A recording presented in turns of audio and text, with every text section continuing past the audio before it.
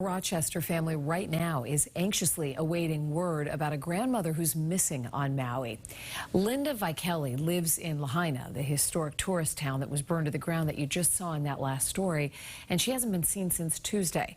WBZ's Tiffany Chan spoke with Linda's relatives in Rochester.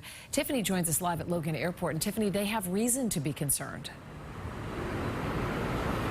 Lisa, you can only imagine how excruciating it is watching that video at home, but then knowing you have a family member there that needs medication, that's disabled, not knowing whether they evacuated, and that's what one Rochester family is feeling right now.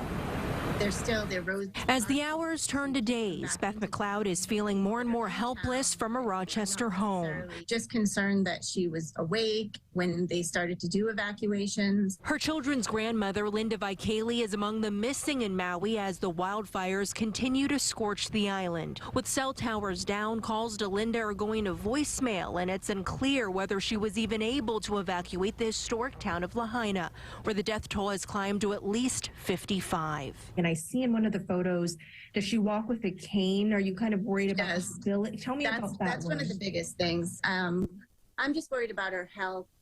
I know she is diabetic. She does walk with a cane, if not a walker at this point. So I'm just concerned that she was able to get out. Linda was last seen by her family on Tuesday, and she was sleeping when her husband left for a doctor's appointment, adding to the panic. He did go to his appointment and came trying to come home after the appointment is when all the roads were closed, so he couldn't get back into town. And it's been a nightmare since. The wildfires have destroyed much of Lahaina. Basically, where she lived, their apartment complex is gone. Everything is pretty much gone. To make matters worse, the island is running out of food and supplies. But seeing the nation come to Hawaii's aid, Beth says, has been her only source of hope during this whole ordeal. You know, that aloha spirit is strong and people are coming together, but there's so much that needs to be done.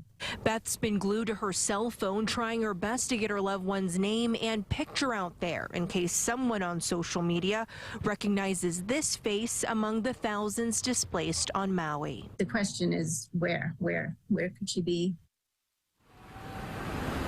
And you can hear the desperation in her voice, really hoping that she can be reunited with Linda here at Logan Airport sometime in the near future. But there is one thing, that aloha spirit, that's keeping her hopeful, knowing that at least people on the island look out for each other. Live from Logan Airport in Boston, I'm Tiffany Chan, WBZ News.